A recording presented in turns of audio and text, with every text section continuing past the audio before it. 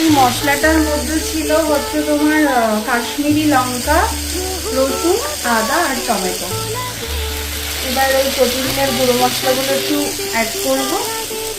যেমন তোমার ধর আমি এটাই লঙ্কা গুঁড়ো দেবো না, কাঁচা লঙ্কা দিয়েই করবো।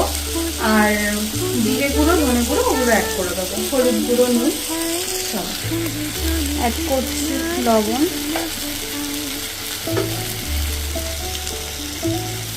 হলুদ,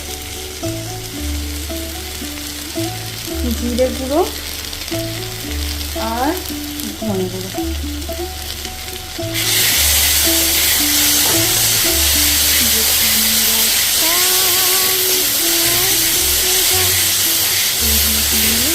এবার মাছটা দিয়ে দেবো।